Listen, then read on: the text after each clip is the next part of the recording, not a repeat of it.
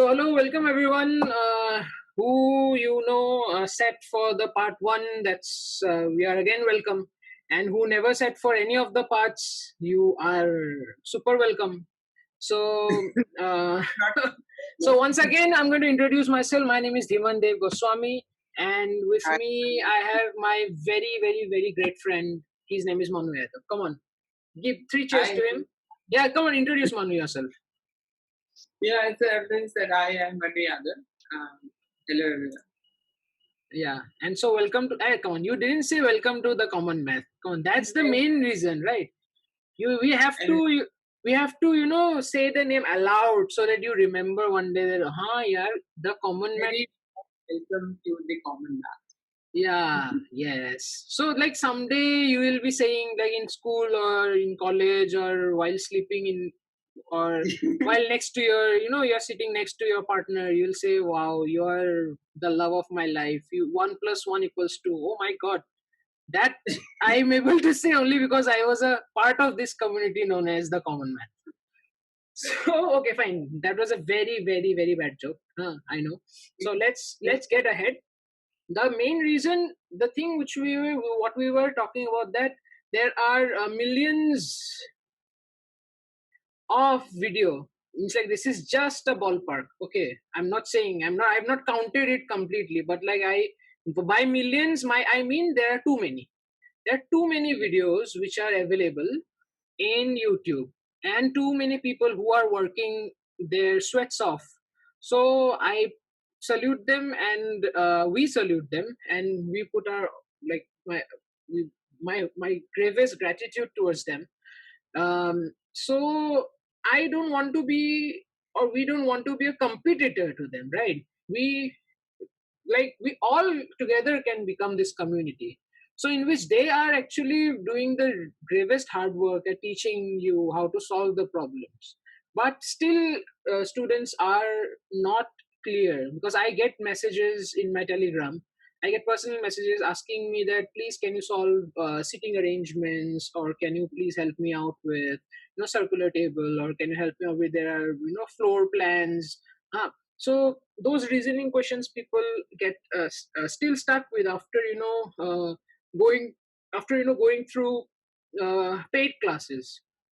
So that made me wonder that okay, fine, let me see. So she thanked me. So there was this student in that batch where I also joined to learn some mathematics and reasoning. So I won't take her name. So she requested that, can you please teach will you include reasoning seating arrangements in your lecture series? I said, okay, yes, because, or do you only teach pure maths? I said, okay, maths reasoning is the prerequisite of mathematics. Like, I didn't say it directly, then it will look like I am preaching her or something. So I said, okay, I'll upload someday. I'll upload tomorrow, to be precise, I said. And that tomorrow never came. But I have to make this tomorrow, like this time.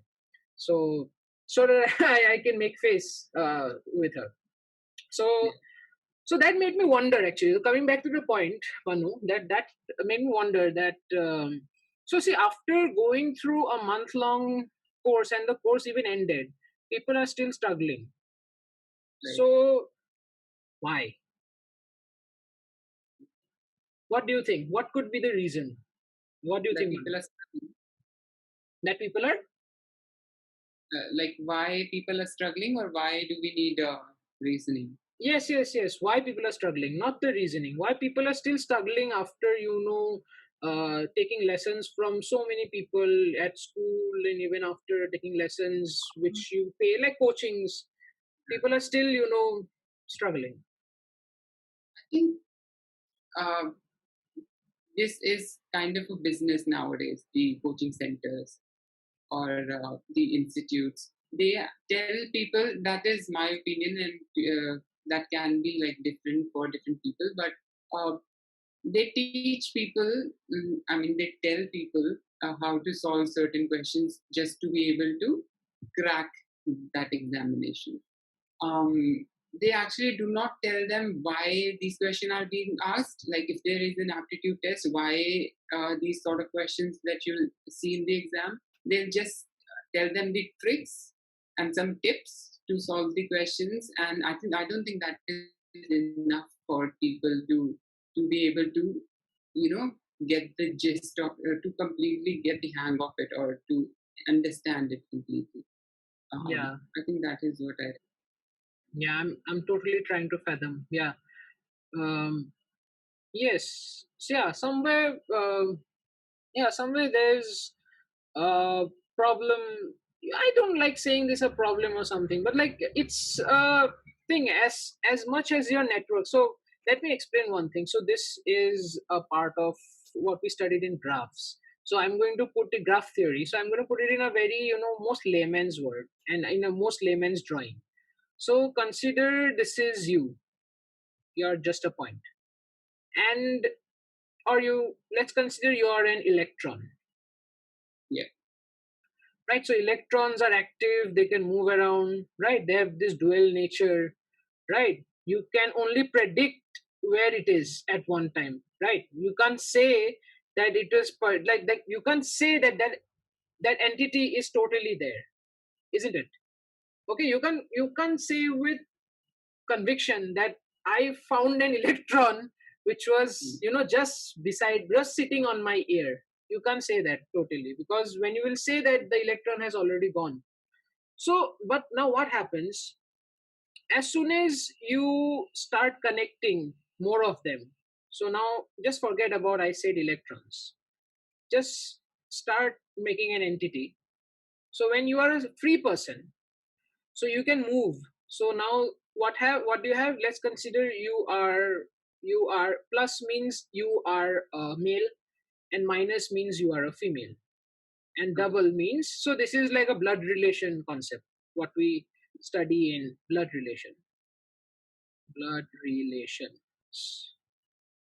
Okay, blood relations we is a topic which is pretty much asked in many, government job examinations, like in SSC or in bank examinations. So what Mm. exactly is that I'm trying to say is that, okay, as soon as you are free, now you are in a relation with another woman and you are married to her. Okay, so and then you started having kids, so kids goes another way, so you have one kid, and then single line, so these are brothers and sisters. So now what happens, as soon as you start making a nexus of these nest, right? She has like,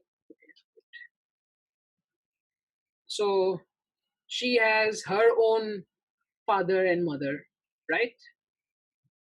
Mhm.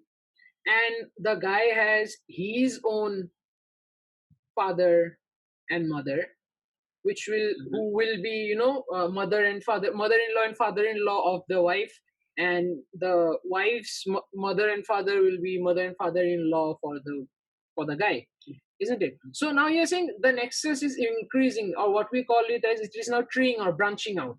So as soon as you start tracing, then what happens is that you see a certain rigidity, or what we call as constraints, right?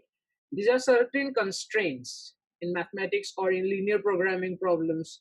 We call it as Yeah. constraints, or any optimization problem. So we call it as constraints. So as soon as you start bringing constraints, so this is what happens in a company. A founder, so first let me just change the color. Okay, so first the founder will say that, okay, the founder is going to say that we are going to, start a company where we want to teach mathematics like we are.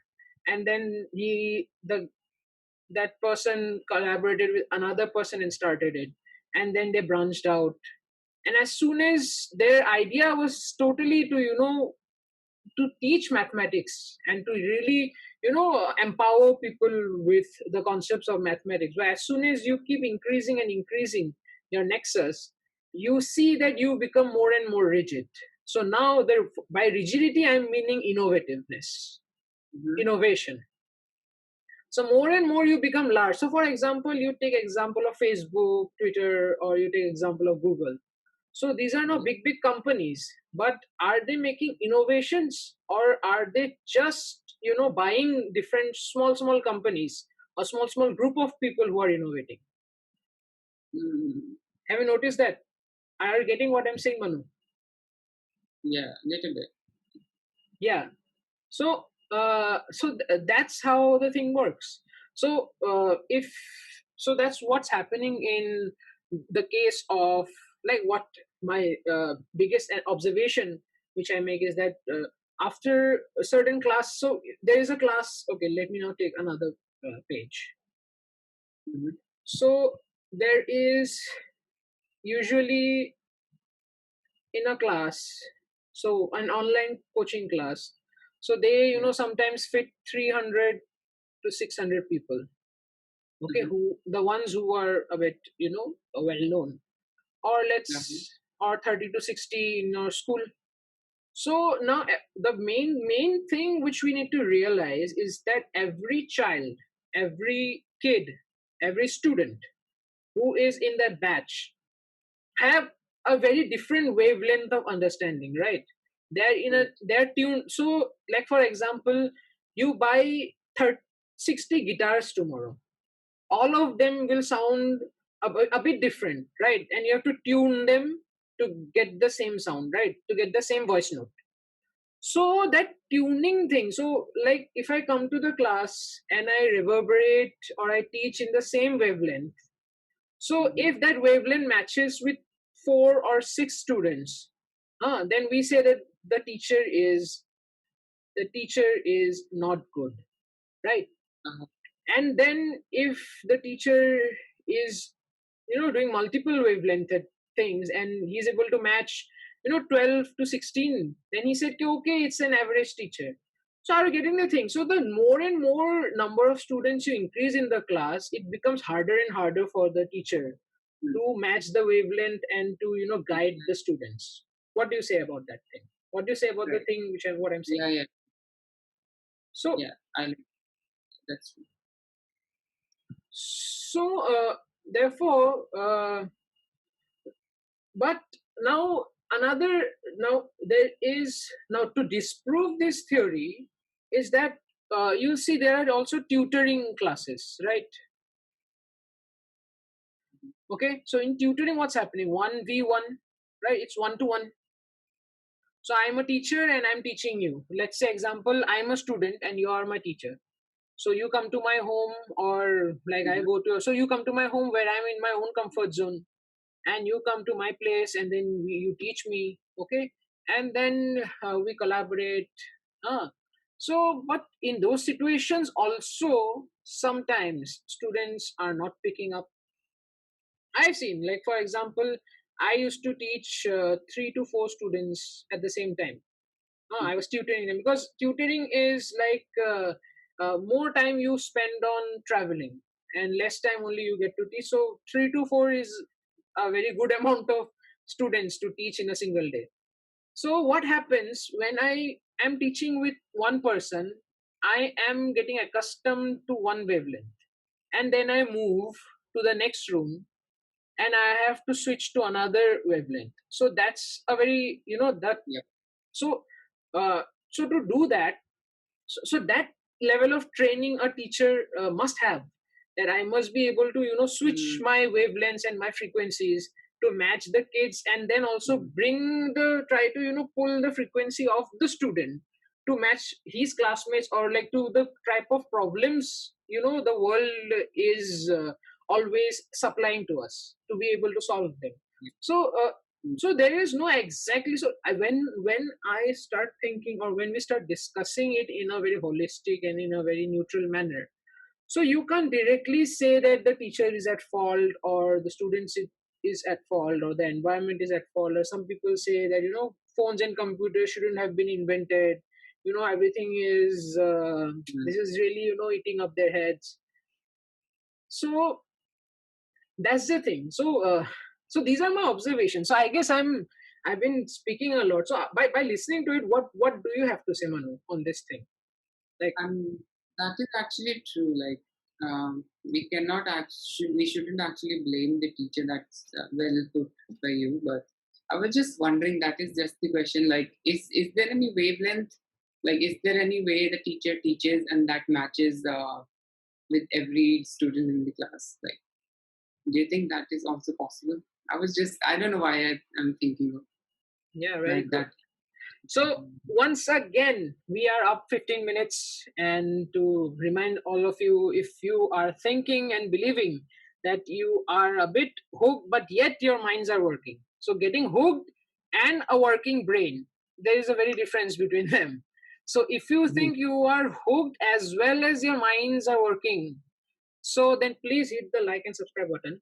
So I'm not saying those things to make us to get some viewers or get subscribers, but I'm saying that because we will be making such contents which will be brain straining.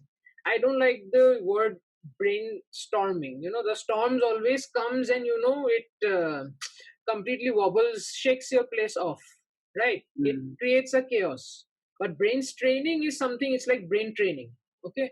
Yep, So that is. if you want to do brain strain, then please, you are, our doors are open to this community. So please like and subscribe, and do share, make some comments, and let's see if we can create a very wholesome wavelength. So I'm Yep. pausing it, the second part here. And if you are still with us, and we just discussed about blood relations, we're going to be talking about more topics on the go. About, and let's not forget that this discussion is wholly rounding around what I said before. Manu, please tell out loud. Reasoning. Yeah, reasoning. So have you ever noticed that there is a sun in between? So now please, so this should be Ree's daughter, you know, daughtering. So no, bad joke. Cut it. I think it is okay. Let's stop.